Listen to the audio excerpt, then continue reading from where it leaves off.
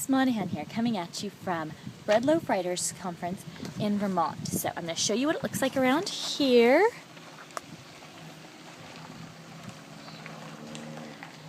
Right there, that's the barn where writers were doing very awkward dancing last night. So hopefully you got a little bit of a sense of the place. And this is where writers come to learn how to write. Kind of a fun thing I got to do this summer. And I'm getting excited to start teaching you. And I want to start off with a Frost poem, Robert Frost. And some say that this was his favorite. And it took place probably close to here. He's one of the people who founded this writing conference, or was one of the instrumental ones. About 3 years after this poem was written, he went to 29 sessions here. So cool that I'm sitting in a chair he might have sat in. It's in front of a barn he might have danced in. Anyway, let's go through Stopping by the Woods on a Snowy Evening. Whose woods these are, I think I know. His house is in the village, though. He will not see me stopping here to watch the woods fill up with snow. My little horse must think it's queer to stop without a farmhouse near, between the woods and frozen lake, the darkest evening of the year. He gives his harness bells a shake to ask if there is some mistake. The only other sound's the sweep of easy wind and downy flake. The woods are lovely, dark and deep, but I have promises to keep, and miles to go before I sleep, and miles to go before I sleep. Now let's look at what is so brilliant about this poem, what's so lovely and strikes such a deep chord with so many people. We start out, and obviously he's going to use nature, and I know so many of you are tempted to say, Ms. Monahan, you're reading too much into this. It's just snow. It's not just snow. I spent 10 days learning how to craft snow to mean something. It's not just snow. Writers go through this, where they make something mean something more. It helps elevate. So right now, we're at the beginning of the school year. It's summertime. We're in the midst of things. But this is at the dark time, the cold times of life. So when you hit the colder times, not the beginnings, the deep in the thick of it where it's hard, that's the snow and wintry times. So whose woods these are, I think I know. His house is in the village, though, so it's not his. It's an unfamiliar place. He will not see me stopping here to watch the woods fill up with snow. So the speaker is stopped and watching the woods filling up with snow. And you can see kind of some of the woods, maybe, that would have been covered with snow nearby here. My little horse must think it queer to stop without a farmhouse near. So he's going down talking about his animal. Like, there's no one around. It's just he and his horse. Between the woods and frozen lake, the darkest evening of the year. Okay, we're not just in the midst of winter. We're at the darkest time, the darkest times of life.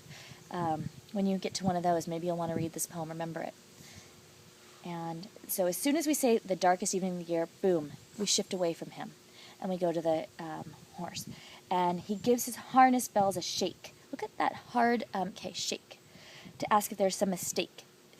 Even the sounds get harder here. The only other sounds, the sweep of easy wind and downy flake.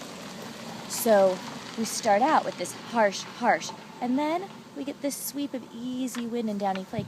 Those soft consonants, the S's, the sibilant, it makes this euphony. It's pretty. So we get the hard thing, and then the snow sweeps in, and it's very lulling. The woods are lovely, dark, and deep. So there is this darkness, this cold, that's drawing to him. But I have promises to keep.